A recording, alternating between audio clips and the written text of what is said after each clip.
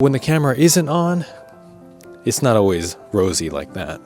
Like, God, I preach all of this, but I'm actually just a horrible father. I really feel like I let my family down.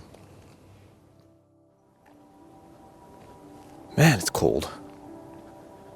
Hello, everyone. We are back.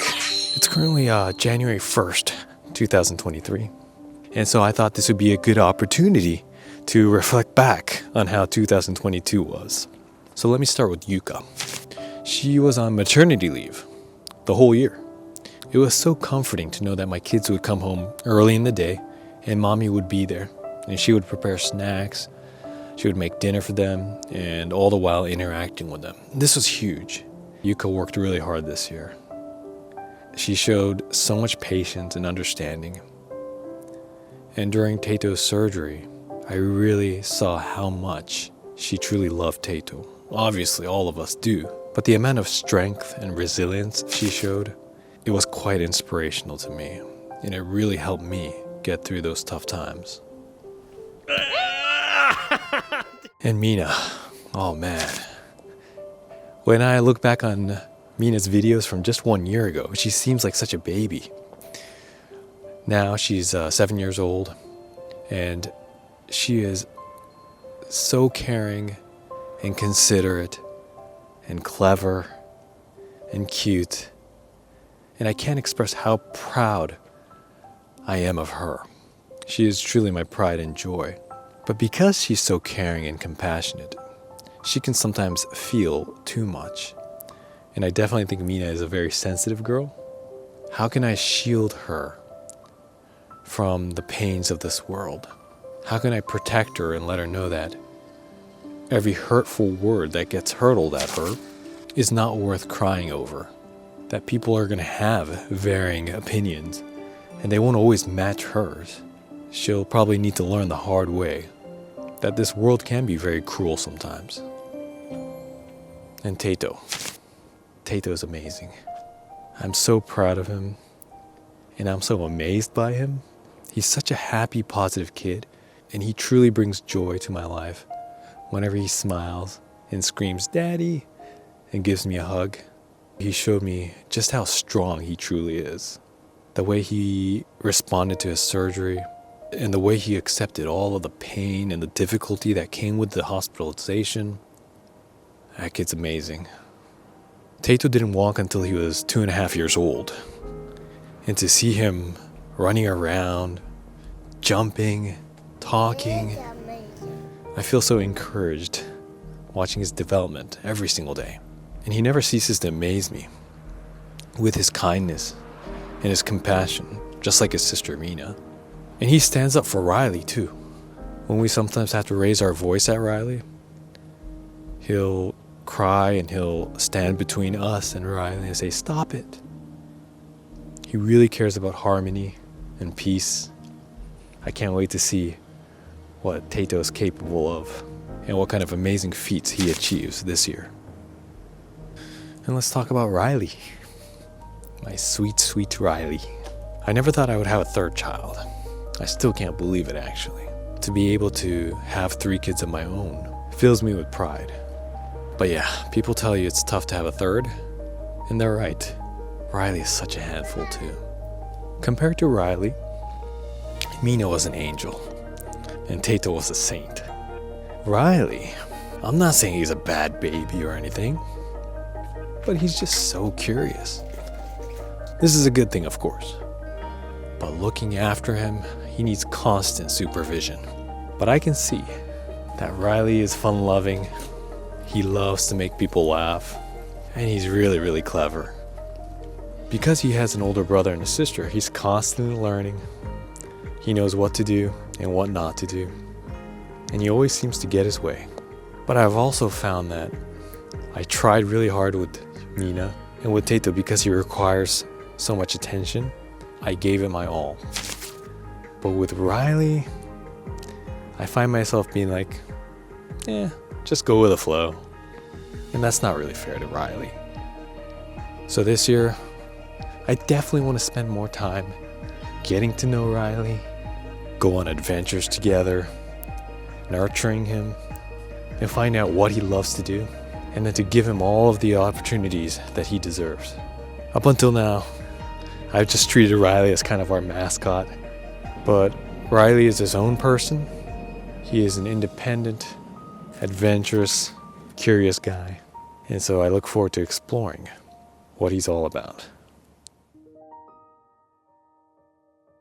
There is a big shift in my working environment. After 2 years of having work from home opportunities, my company required everyone to come back into the office, and so working from home is no longer an option. I don't want to be entitled and say that my company has to give their employees work from home opportunities. It's a luxury, not a right. That's the company's decision, and they have the right to say they want all their employees in the office. Nevertheless, it's a big change. The biggest one being that I can no longer spend a lot of time with my kids, because the hours that I spend on the train are hours that I cannot spend with my children. By the time I get home, they're already asleep, and so I can't read storybooks to them. And so Yuka and I are in the process of adapting to this change in lifestyle and coming up with strategies so that we can ensure adequate amount of English exposure at home. We'll see what happens. Now, recently we've been sharing a lot of tips about parenting, and this is because we've been going to parenting class. And every time we learn something interesting, we're like, oh, we have to share this on YouTube. On camera, we do our best to present our parenting technique in a very positive way. But when the camera isn't on, it's not always rosy like that. We, just like most parents out there, struggle with having to balance parenting with chores, with our duties for work, and we can't always be super positive with the kids 100% of the time. I just don't think that's very realistic. And we are far from being perfect. With our third child, Riley, he is so active, so energetic, and this is a great thing. We're very thankful for it. But I lose my patience, and so sometimes I forget all the things that I learned and just lose it. Or I may not always have time to devote to Mina when she's being so inquisitive. Or maybe I get frustrated with Tato sometimes because it takes him longer to do things. And afterwards, all I feel is regret. Like, God, I preach all of this, but I'm actually just a horrible father. So yeah, I'm not perfect. Not in the slightest. But all I can do is continue to get better. Continue to learn. But I also have to remind myself that I don't have all the time in the world. Because my kids are growing up so fast. I just hope when my kids look back on their childhood, they don't remember me for all of the yelling or my mood swings. I hope they remember me for being honest and hardworking and loving. I have so much love for my children, and I hope I'm able to express that properly. At the beginning of 2022, I made it a personal goal to try to reach 5,000 subscribers. And unfortunately, I wasn't able to achieve that goal. And for a while, I was really down about that. I tried really hard. I tried so many new things to try to attract new subscribers. Yuka was so cooperative. The kids, of course, were amazing. And so because I failed to reach my goal of 5,000 subscribers, I really feel like I let my family down. Maybe I could have edited our videos better. Maybe I could have come up with better thumbnails or better video ideas or better titles. There will be days when I'm just constantly looking at my YouTube Studio app to see if I got any new subscribers, or obsessing over analytics, trying to get every little viewership that I can get. And I realized it's just not a very healthy way to pursue this endeavor. And there were many times where I thought about just shutting it all down. But then recently, the kids and I were watching Buzzlingual videos, and we had such a great time.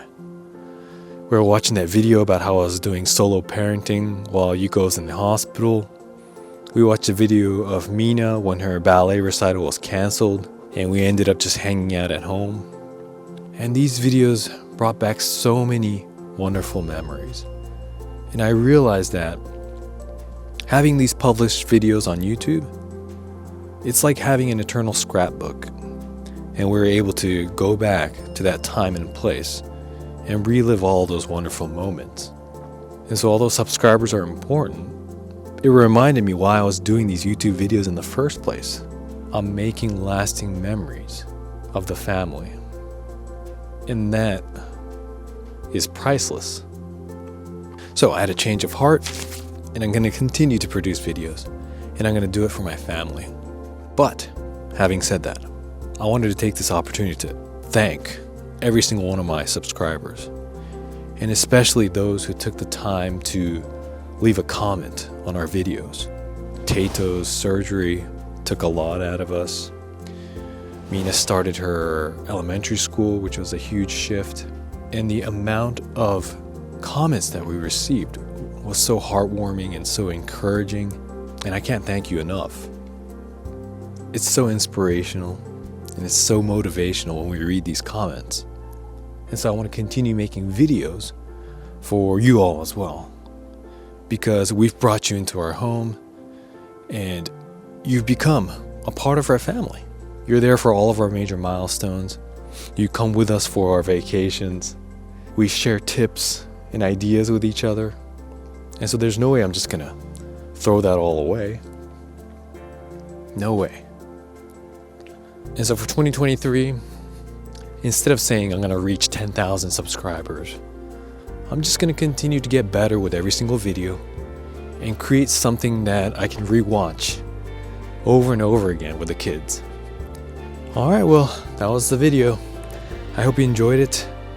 I just feel like I blabbed on for a while there, but I do look forward to a very successful 2023. And thank you again for all of your support. We have a bunch of new videos coming up. The cousins are in town, so that's going to be fun. And so please, check back for more content. If you haven't already done so, please subscribe to our channel. And if you know anybody who's interested in these kind of videos, please let them know about Buzzlingual. Thank you very much, and we'll see you next time.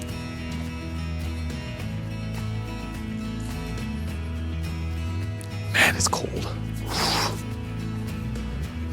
How cold is it today? 1 degree.